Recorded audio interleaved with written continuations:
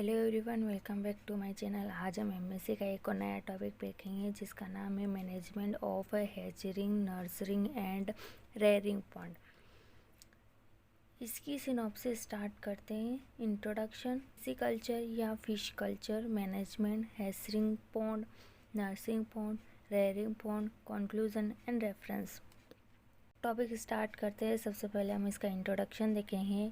Fish culture करने के लिए ब्रीडिंग, हैचरिंग, नर्सरिंग, रेयरिंग पॉन्ड की आवश्यकता होती है। जब हमें इन सभी पॉन्ड्स की आवश्यकता होती है जिसे फ़िश का कल्चर आसानी से किया जा सकता है। जिसमें क्या होता है, फ़िश का कल्चर आसानी से किया जा सके। फ़िश कल्चर करने के लिए रेयरिंग पॉन्ड्स, लेक्स में से फिश सीड का कलेक्शन किया जाता है। यानी रिवर से, पॉन्ड से, लेक से, इन सभी से फिश का सीड का कलेक्शन किया जाता है। फिर आर्टिफिशियल पॉन्ड बनाकर उनकी ब्रीडिंग कराई जाती है। ब्रीडिंग के बाद इनके फिंगर लिम्स को हैचरिंग में डाला जाता है तथा इस पॉन्ड से उन्हें नर्सिंग पॉन्ड में डाला जाता है, जिससे फिंगर लिम्स की ग्रोथ अच्छी हो तथा फिर स्मॉल फिशेस को रेयरिंग पॉन्ड में डाल दिया जाता है। यानी जब इनकी ब्रीडिंग कराई जाती है, फिंगर लिम्स में कन्वर्ट हो जाते हैं, तो इनको हैचरिंग पॉन्ड में डाला जाता है। उसके बाद ये थोड़ी सी ग्रोथ कर लेते हैं तो फिर इन्हें नर्सिंग पॉन्ड में डाला जाता है।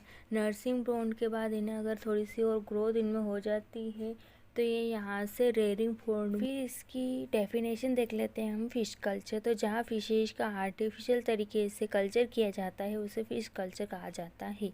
यानी जहाँ पे उसको आर्टिफिशियल तरीके से अपन कल्चर करते हैं उसे फिश कल्चर कहा जाता है। इसी को अपन पीसी कल्चर भी बोलते हैं। फिर इसमें थर्ड टॉपिक है मैनेजमेंट। सबसे पहले हम हैचरिंग पॉन्ड को देखेंगे इसको किस तरह से मैनेज किया जाता है। हैचरिंग पॉन्ड हैचिंग पीट्स में फर्टिलाइज्ड एग को हैचिंग के लिए हैचिंग पीट में रखा जाता है। यानी जो हैचिंग पीट होता है उसमें फर्टिलाइज्ड एग को हैचिंग के लिए रखा जाता है। हैचिंग पॉन्ड निम्न प्रकार का होना चाहिए। यानी हैचिंग पॉन्ड के कुछ नियम है जो वो उनके अकॉर्डिंग ही होना चाहिए। स्थल के निकट होना चाहिए। यानी जो ब्रीडिंग जहाँ होती है उसके पास में ही हैचरिंग पॉन्ड प्रेजेंट होना चाहिए। आकार में छोटा होना चाहिए। इसमें पानी की उतनी ही मात्रा होनी चाहिए जो 1 या 2 महीने में सूख जाए। साइज़ छोटा होना चाहिए और उसमें पानी इतना ही होना चाहिए जो 1-2 महीनों में सूख जाए। संख्या में क्या अधिक होने चाहिए। हैचिंग पीट्स 2 टाइप के होते हैं। इनमें हैचिंग टिप 2 टाइप के होते हैं। फर्स्ट है हैचरीज, छोटे आकार के पॉन्ड है जिसमें फर्टिलाइज एग को ट्रांसफ़र किया जाता है। एंड 2 to 5 ओवर के बाद फर्टिलाइज एग से हैच निकलते हैं। यानी ये हैचरीज जो होती है इसमें छोटे आकार का होता है। इसमें फर्टिलाइज एग को ट्रांसफ़र किया जाता है। 2 से 5 घंटों के बाद जो फर्टिलाइज एग होता है उससे हैच बाहर निकलते हैं, यानी उससे बच्चे बाहर निकलने लग जाते हैं। फिर इसमें हैचिंग हप्पा रेक्टेंगुलर शेप के टैंक होते हैं। यानी जो हप्पा होते हैं वो रेक्टेंगुलर शेप के टैंक होते हैं जो क्लॉथ से बने होते हैं और रिवर में बम्बू के डंडों के सहारा दिया जाता है। इन हप्पा में फिशेज के एग को धारा के निरंतर प्रवाह से हवादार किया जाता है। हप्पा 2 टाइप के होते हैं। यानी जो हप्पा हैचिंग हप्पा है उनका शेप होता है रेक्टेंगुलर शेप होता है और उनको क्लॉथ के बने होते हैं और रिवर में क्या करते हैं, बम्बू के सहारे टिके हुए होते हैं। हप्पा में क्या होता है, जो जल धारा होती है उसके अकॉर्डिंग ही फिश की धारा को रखा जाता है। हप्पा 2 टाइप के होते हैं, फिक्स्ड टाइप ऑफ हप्पा और फ्लोटिंग टाइप ऑफ हप्पा। ये हैचरिंग पॉन्ड का डायग्राम है। फिर आता है इसमें नर्सरिंग पॉन्ड। न्यूली हैच्ड फ्राई को हैचिंग हप्पा से नर्सरी पॉन्ड में ले लिया जाता है। यानी जो नया फ्राई बनता है उसको हैचिंग हप्पा से यानी हैचरिंग पॉन्ड से निकालकर नर्सिंग पॉन्ड में ट्रांसफ़र कर दिया जाता है।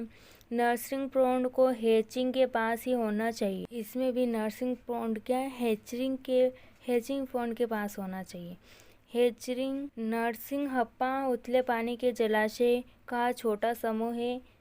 नर्सिंग पॉन्ड में फूड के नेचुरल रिसोर्स कम होते हैं और लार्ज नंबर में फ्राई को छोड़ा जाता है। इसमें क्या नेचुरल फूड तो कम पाया जाता है, लेकिन जो फ्राई होता है उसको थोड़ी बड़ी संख्या में छोड़ दिया जाता है, जिससे उन्हें फूड की कमी के कारण निश्चित रूप से परेशानी होती है।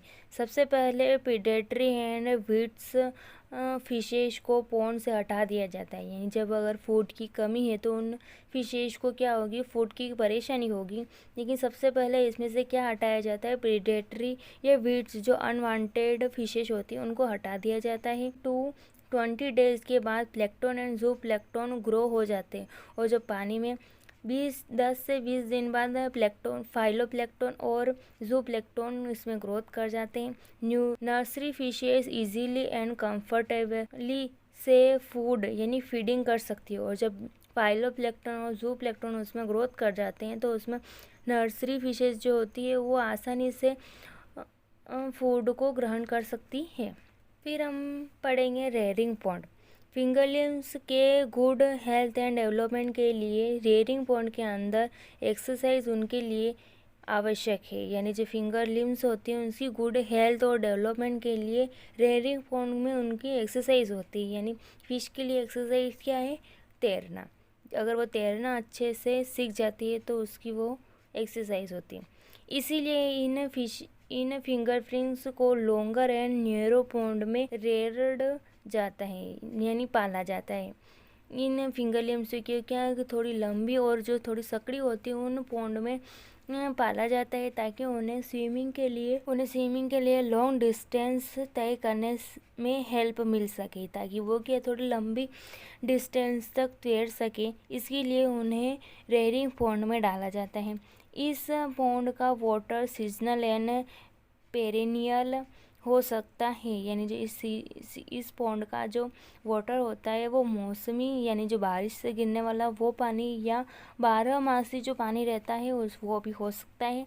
रेयरिंग पॉन्ड टॉक्सेंट एंड प्रीडेटर से मुक्त होने चाहिए। यानी जो रेयरिंग पॉन्ड होता है वहाँ पे भी विषैले पौधे और प्रीडेटर नहीं होने चाहिए।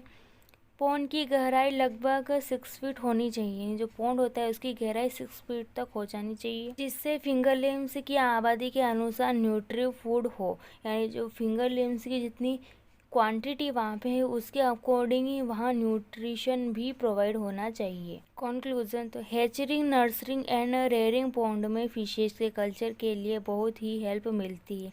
यानी जो ये सारे पॉन्ड है, तीनों पॉन्ड दिए गए हैचरिंग, रेयरिंग, इन पॉन्ड की हेल्प से ही ना फिश कल्चर इजीली से अपन कर सकते हैं। इन सभी पॉन्ड्स में फिशेज का कल्चर इजीली किया जा सकता है। फिश कल्चर में आर्टिफिशियल और इंड्यूस ब्रीडिंग के बाद हैचरिंग पॉन्ड में फर्टिलाइज एग को डाला जाता है। यहाँ पर एग 2 to 5 ओवर में हेज्ड में कन्वर्ट हो जाते हैं। यानी जब इन सभी पॉन्ड्स की हेल्प से हमें कल्चर इजीली कर सकते हैं। हम फिश कल्चर करने के लिए हमको आर्टिफिशियल और इंड्यूस ब्रीडिंग करानी पड़ती है। उसके बाद उन्हें फर्टिलाइज्ड एग को अपन हैचरिंग पॉन्ड में डाल देते हैं और फिर जब अपन 2 से 5 घंटों के बीच देखते हैं जो फर्टिलाइज्ड एग होता है उनसे हैचिंग यानी बच्चे बाहर निकल जाते हैं। फिर इन हैच्ड को नर्सिंग पॉन्ड में डाला जाता है, जहाँ यह 10 से 20